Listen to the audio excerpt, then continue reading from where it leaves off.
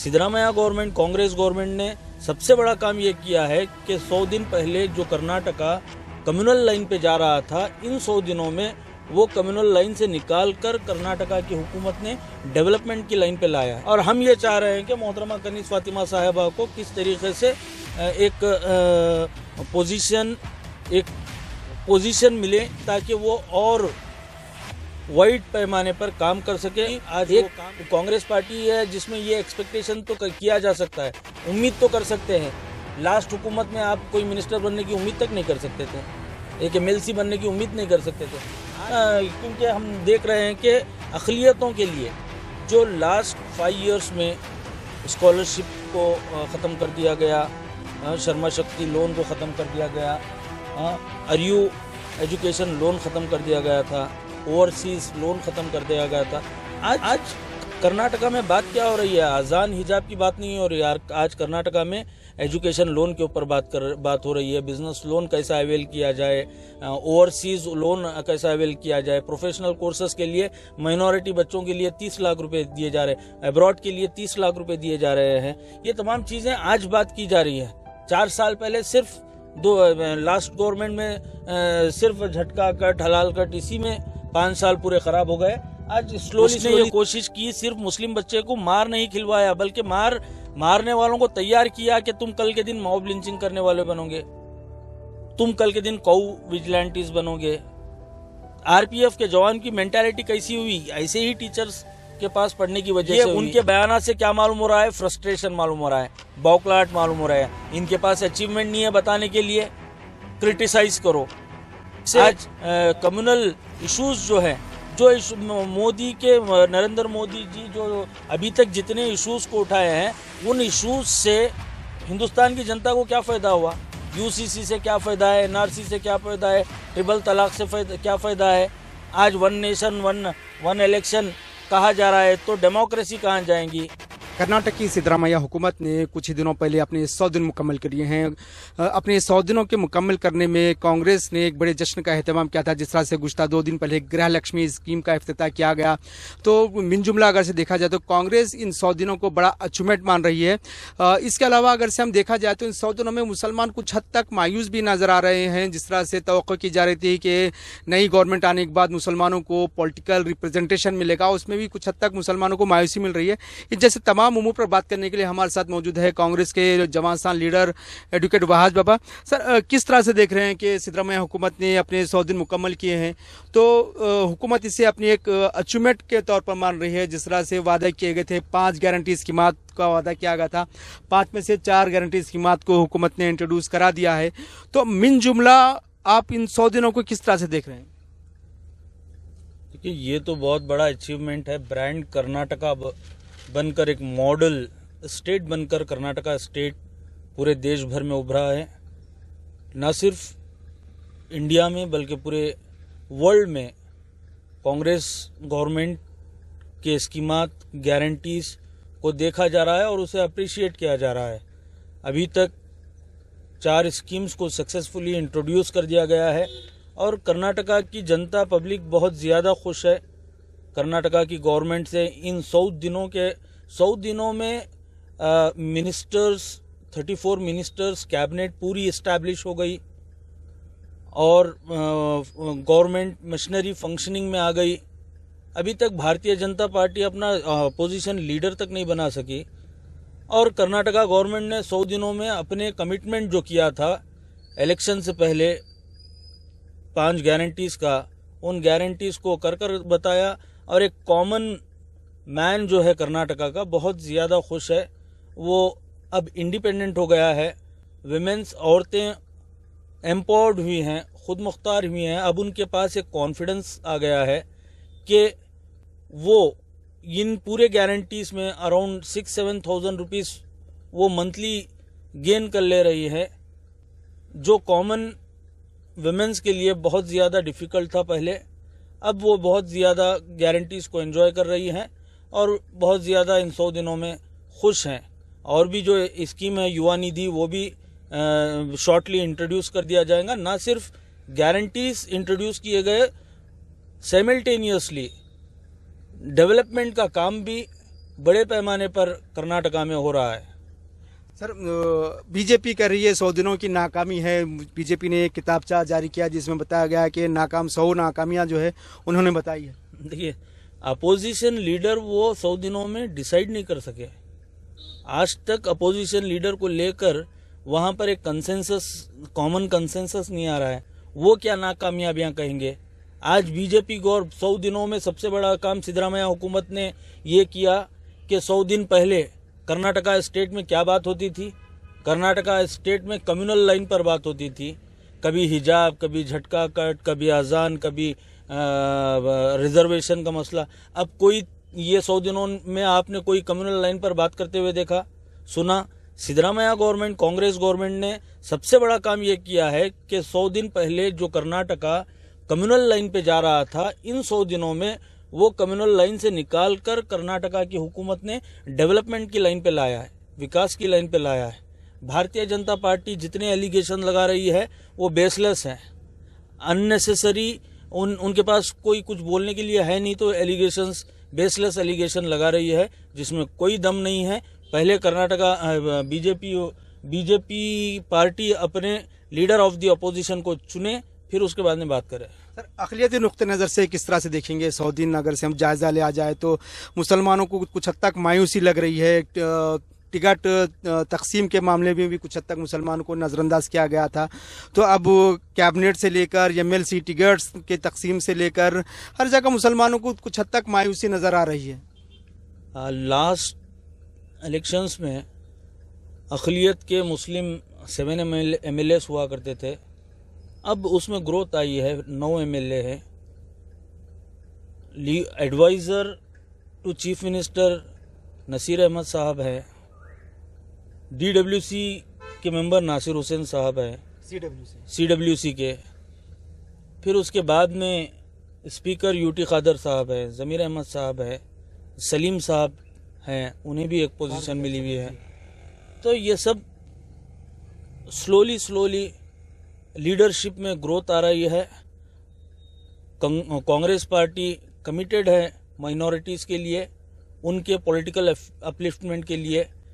यकीनन कुछ जगहों पर MLC बीच में मंसूर अली खान साहब को कट कर दिया गया है, तो इसका मतलब ये नहीं है कि वो पॉलिटिकल रिप्रेजेंटेशन नहीं मिलेगा, बराबर पॉलिटिकल रिप्रेजेंटेशन मिलेगा। बहुत सारे बोर्ड्स अभी तक खाली हैं, कॉरपोरेशंस खाली हैं, MLCs आने वाले दिनों में बनने वाले हैं, उसमें ज़रूर कर्नाटका के मुसलमानों को अकोमोडेट किया जाएगा। स्पेशली अब हमारा ये है कि मोहतरमा कनीज़ फातिमा साहिबा चूँकि हैदराबाद कर्नाटका की, बल्कि कर्नाटका की वाहिद मुस्लिम वुमेन MLA है, तो वो कोशिश कर रहे हैं कि अब ज़्यादा पोटेंशियल हो गए हैं। अब ये कोशिश कर रहे हैं कि हैदराबाद कर्नाटका में से मैक्सिमम पॉलिटिकल रिप्रेजेंटेशन कैसा किया जाए, और हम ये चाह रहे हैं कि मोहतरमा कनीज़ फातिमा साहिबा को किस तरीके से एक पोजीशन मिले ताकि वो और वाइड पैमाने पर काम कर सके। आज वो काम कर रहे हैं, तो हम चाहते हैं कि गुलबर्गा की अवाम भी चाहती है कि मोहतरमा कनीज़ फातिमा साहिबा को भी जल्द से जल्द किसी न किसी पर पोजीशन पर आ जाए। और वो चाह रही हैं कि हैदराबाद कर्नाटका के दूसरे अलग अलग ज़िलों के, बिदर हो, रायचूर हो, गुलबर्गा हो, ये तमाम ज़िलों के माइनॉरिटी लीडर्स को पॉलिटिकल रिप्रेजेंटेशन मिले। ये पूरी कोशिश एक स्ट्रैटेजी के तहत चल रही है, और बहुत जल्द अवाम के सामने ये सब बातें आएंगे, पॉलिटिकल रिप्रेजेंटेशन 100% मिलेगा। कई मुस्लिम लीडरों की तरफ से, मुस्लिम तंजीमों की तरफ से डिमांड आ रहा है कि कम से कम कर्नाटक से 5 लोकसभा के टिकट उम्मीदवार उतारा जाए। गुज़श्ता अगर से 2018 की हम बात करें तो 2018 में 18 कैंडिडेट मुस्लिम को असेंबली इलेक्शन में उतारा गया था, अब की बार 15 किया गया है। यकीनदानी कराई गई थी कि नॉमिनेशन पोस्ट वगैरह में जो है मुसलमानों को अकोमोडेट किया जाएगा। ना इंसाफ़ी हुई है, जैसा कि आप बताएंगे आगे इंसाफ होगा। मगर अब लोकसभा इलेक्शन है, बीदर से, हैदराबाद कर्नाटक से बीदर से एक मुस्लिम MP की डिमांड की जा रही है, तो 5 डिमांड कर रहे हैं मुसलमान, तो आप किस तरह से देख रहे हैं इसे? यकीनन सिविल सोसाइटी के जिम्मेदारान कांग्रेस पार्टी से ये डिमांड कर रहे हैं कि हमें politically representation, specially MP election में दिया जाए। और एमपी इलेक्शन में हर मर्तबा 2 जगह से टिकट देते हैं और इस मर्तबा भी कांग्रेस पार्टी माइनॉरिटीज़ को लेकर सीरियस है। वो चाह रही है कि ऐसे कैंडिडेट्स आइडेंटिफाई हो जाए जो जिससे विनिबिलिटी, क्योंकि इलेक्शन लड़ना एक पूरा प्रोसेस होता है। कैंडिडेट पोटेंशियलिटी, एफिशिएंसी, विनिबिलिटी, वो कॉन्स्टिट्यूएंसी के स्टैटिस्टिक्स क्या है, ये तमाम चीज़ें देखी जाती हैं। हम एक सिर्फ टिकट मिलना ज़रूरी नहीं है, टिकट मिलने के साथ साथ हमें जीतना भी ज़रूरी है। अब जीतने वाले कॉन्स्टिट्यूएंसीज और ऐसे कैंडिडेट अगर मिलते हैं तो ज़रूर इसके ऊपर कांग्रेस पार्टी वर्कआउट कर रही है। सिद्धरामैया साहब चाहते हैं कि हर एक कम्युनिटीज़ का पॉलिटिकल अपलिफ्टमेंट हो, उसी तरीके से माइनॉरिटीज़ का भी पॉलिटिकल अपलिफ्टमेंट होने की एक कांग्रेस पार्टी है जिसमें ये एक्सपेक्टेशन तो किया जा सकता है, उम्मीद तो कर सकते हैं। लास्ट हुकूमत में आप कोई मिनिस्टर बनने की उम्मीद तक नहीं कर सकते थे, एक एमएलसी बनने की उम्मीद नहीं कर सकते थे। आज ये हुकूमत में हम एक प्रोग्राम तो कर सक रहे हैं, सिविल सोसाइटी के जिम्मेदारान अपनी आवाज़ तो उठा सक रहे हैं, एक कांग्रेस पार्टी से एक्सपेक्टेशन, एक उम्मीद की किरण तो नज़र आ रही है। तो ये पूरे कांग्रेस हमारे डिज़ायर्स जितने भी है ये कांग्रेस पार्टी इसे फुलफिल करेंगी, क्योंकि हम देख रहे हैं कि अक़लियतों के लिए जो लास्ट 5 इयर्स में स्कॉलरशिप को ख़त्म कर दिया गया, शर्मा शक्ति लोन को ख़त्म कर दिया गया, आरयू एजुकेशन लोन ख़त्म कर दिया गया था, ओवरसीज़ लोन ख़त्म कर दिया गया था। आज कर्नाटका में बात क्या हो रही है, अजान हिजाब की बात नहीं हो रही है। आज कर्नाटका में एजुकेशन लोन के ऊपर बात हो रही है, बिजनेस लोन कैसा अवेल किया जाए, ओवरसीज़ लोन कैसा अवेल किया जाए, प्रोफेशनल कोर्सेज के लिए माइनॉरिटी बच्चों के लिए 30 लाख रुपए दिए जा रहे हैं, अब्रॉड के लिए 30 लाख रुपए दिए जा रहे हैं। ये तमाम चीज़ें आज बात की जा रही है। 4 साल पहले सिर्फ लास्ट गवर्नमेंट में सिर्फ झटका कट, हलाल कट, इसी में 5 साल पूरे ख़राब हो गए। आज स्लोली सिर्फ 100 दिन में ये तमाम चीज़ें हमारे सामने आ गए हैं। गृह लक्ष्मी, गृह ज्योति, अन्ना भाग्य, युवा निधि, शक्ति योजने, RU education scheme, vehicle loan scheme, scholarship, ये तमाम बातें आज कर्नाटका की अवाम जनता ये बात कर रही है, कोई कम्युनल लाइन पर बात नहीं कर रही है। यही सबसे बड़ा अचीवमेंट है और इसमें और ग्रोथ होगा, पॉलिटिकली रिप्रेजेंटेशन भी मिलेगा। बस हमें ज़रूरत इस बात की है, जिस तरीके से हमने असेंबली इलेक्शन में अपना एक यूनाइटेडली परफॉर्मेंस बताया है, जिसे पॉलिटिकल कांग्रेस पार्टी उसे एंडोर्स करती है, कि यकीनन माइनॉरिटीज़ ने पूरे यूनाइटेड होकर एक तरफा होकर वोट डाला है। अभी जिस तरह से बता रहे थे कि भाई पोलराइज करने की कोशिश की जा रही है, अयोध्या में राम मंदिर बन रहा है, ज्ञानव्यापी का इधर इशू चल रहा है, तो जिस तरह से नूह के वाकयात हुए या फिर जिस तरह से यूपी में बच्चे को एक टीचर की जानिब से बच्चे को सिर्फ उसके मुसलमान होने की वजह से मारा जा रहा है, तो क्या लगता है कि पोलराइज करने की कोशिश की जा रही है? जिस तरह से इलेक्शन करीब आता जाएगा, पूरे मुल्क में पोलराइजेशन की कोशिश की जा रही है। बीजेपी की ज़ेर इख्तिदार रियासतों को देखा जाए तो वहाँ पर बहुत ज़्यादा पोलराइजेशन मिल रहा है, वहीं कांग्रेस की ज़ेर इख्तिदार रियासतों में, राजस्थान में भी इस तरह के इक्का दुक्का वाक़यात देखने में आ रहा है। पूरा माहौल को बिगाड़ने की कोशिश की जा रही है। तो क्या लगता है कि बीजेपी अब लोकसभा इलेक्शन एजेंडे पे, डेवलपमेंट के एजेंडे पे लड़ेगी या फिर पुराना खाका निकाल कर वही मंदिर मस्जिद पोलराइजेशन हिंदू मुस्लिम करेगी? इसके जिम्मेदार कौन है? इन तमाम चीज़ों के जिम्मेदार देश में जो पिछले 9 साल से हुकूमत है इसकी जिम्मेदार है, उनके मिनिस्टर्स के बयानात इसके जिम्मेदार है। आज जहन वो टीचर का, मुजफ्फरनगर की टीचर का जहन ऐसा क्यों हो गया है? क्योंकि उसे टीचिंग्स दी गई है कि तुम इस तरीके से काम करो। आप जो टीचर ने जो काम किया है वो काम क्या कर रही है? जहाँ पर एक नोबल प्रोफेशन है टीचर का, वो टीचर को इतना बड़ा दर्जा दिया गया है, उसने टीचर की पूरी टीचर के नाम पे काला धब्बा है वो लेडी जिसका नाम त्यागी है, उसने ये कोशिश की, सिर्फ मुस्लिम बच्चे को मार नहीं खिलवाया बल्कि मारने वालों को तैयार किया कि तुम कल के दिन मॉब लिंचिंग करने वाले बनोगे, तुम कल के दिन कौ विजिलेंटीज बनोगे। आरपीएफ के जवान की मेंटालिटी कैसी हुई? ऐसे ही टीचर्स के पास पढ़ने की वजह से हुई।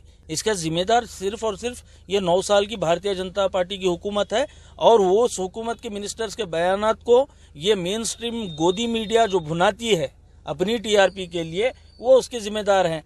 अब ये तमाम चीज़ें हिंदुस्तान की, देश की जनता जान रही है। जिस तरीके से कर्नाटका की जनता ने भारतीय जनता पार्टी को सबक सिखाया है, उसी तरीके से पूरे देश की जनता भी भारतीय जनता पार्टी को सबक सिखाएंगी। ये हेट पॉलिटिक्स को हेट कर चुकी है। हेट पॉलिटिक्स हिंदुस्तान की जनता नहीं चाहती है। हिंदुस्तान की जनता ये चाहती है कि यहाँ पर अमन व अमान रहे, पीस प्रिवेल करे, लॉ कानून का राज चले और यहाँ पर डेवलपमेंट हो, यहाँ पर कॉन्स्टिट्यूशन ऑफ इंडिया की हिफाजत हो, डेमोक्रेसी की हिफाजत हो। और ऐसे कम्युनल इश्यूज जो हैं, जो मोदी के, नरेंद्र मोदी जी जो अभी तक जितने इश्यूज को उठाए हैं, उन इश्यूज से हिंदुस्तान की जनता को क्या फ़ायदा हुआ? यूसीसी से क्या फ़ायदा है? एनआरसी से क्या फ़ायदा है? ट्रिपल तलाक से क्या फ़ायदा है? आज वन नेशन वन इलेक्शन कहा जा रहा है, तो डेमोक्रेसी कहाँ जाएंगी? बेसिक कॉन्स्टिट्यूशन ऑफ इंडिया को चेंज कर दिया जाएगा। सिर्फ इन्हीं बातों में उलझा कर रखा गया है। जो देश की जनता अब जाग चुकी है, 2024 में इन्हें सबक सिखाएंगी। जो इंडिया टीम बन रही है, इंडिया जीतेंगी। मगर जिस तरह से बताया जा रहा है कि इंडिया में कई एक, चाहे उसमें किसके नाम पर किसको जो है प्राइम मिनिस्टर का चेहरा बनाया जाएगा, इस तरह का इख्तलाफ है बोल के बीजेपी जिस तरह से माहौल पैदा करने की कोशिश कर रही है। भिन्न भिन्न प्रांत के लोग हैं, मगर हर कोई अपने आप को बड़ा लीडर बोल रहा है। तो सवाल बीजेपी इंडिया के इत्तेहाद पे भी सवाल उठा रही है। देखिए, हमारे ये बहुत बड़ी प्राउड मूवमेंट है हमारे लिए कि इंडिया कांग्रेस पार्टी के एआईसीसी के अध्यक्ष श्री मल्लिकार्जुन खड़गे साहब उसे लीड कर रहे हैं, और साथ ही साथ वो इस तरीके से यूनाइटेडली तमाम रीजनल पार्टीज को कॉन्फिडेंस में लेकर एक प्लेटफॉर्म पर लेकर आना कितना मुश्किल काम है, वो मुश्किल काम कर रहे हैं। अब 100% फेस शॉर्टली आ जाएगा। भारतीय जनता पार्टी ये चाह रही है कि किसी न किसी तरीके से इन्हें डिस्टर्ब किया जाए। ये उनके बयाना से क्या मालूम हो रहा है? फ्रस्ट्रेशन मालूम हो रहा है, बौखलाहट मालूम हो रहा है। इनके पास अचीवमेंट नहीं है बताने के लिए, क्रिटिसाइज करो। आज किसी को कॉन्फिडेंस में लिए बगैर स्पेशल सेशन को बुला दिया जाता है। मणिपुर जलता है तो स्पेशल सेशन नहीं आता। आज किसी को इतला ही नहीं की गई, स्पेशल सेशन का अनाउंसमेंट कर दिया गया है। ये पूरी बौखलाहट है इंडिया को यूनाइटेड होते हुए देखते हुए। सर, गुज़िश्ता हफ्ते चंद्रयान मिशन कामयाब रहा, मगर इस तरह से मगर उसको ऐसा भुनाने की कोशिश कर रही है बीजेपी और हुक्मरान जमात बोलिए या फिर बरसत इक़्तिदार जमात बोलिए कि ये पूरा अचीवमेंट मोदी का है। और जिस तरह से फिर जहां पर वो चंद्रयान लैंड किया था, उस जगह को शिव शक्ति पॉइंट का नाम दिया गया है। तो क्या लग रहा है कि वो जिस तरह से प्रेजेंट किया जा रहा है कि वो बीजेपी की कामयाबी है या मोदी की कामयाबी है, मोदी है तो मुमकिन है, इस तरह से पेश करने की कोशिश की जा रही है। हमारे यहाँ पर महावरा है ना, नाना की बूंदी पर मामू की फातिहा, उसी तरीके से नरेंद्र मोदी जी ने करने की कोशिश की है। जबकि क्रेडिट अपन खुद लेने के बजाय इसरो के जो साइंटिस्ट हैं, जो ज़माने भर से उसके ऊपर काम कर रहे हैं, उनको ये क्रेडिट मिलना चाहिए। अब कोई दूसरा अचीवमेंट नहीं है, अगर कोई करा है तो उसे अपना क्रेडिट लेने की कोशिश की जा रही है। और एक वहाँ पर भी एक कम्युनल लाइन देने की कोशिश की जा रही है। देश के ध्यान को भटकाने के लिए वहाँ पर भी कम्युनल लाइन लेने की कोशिश की जा रही है।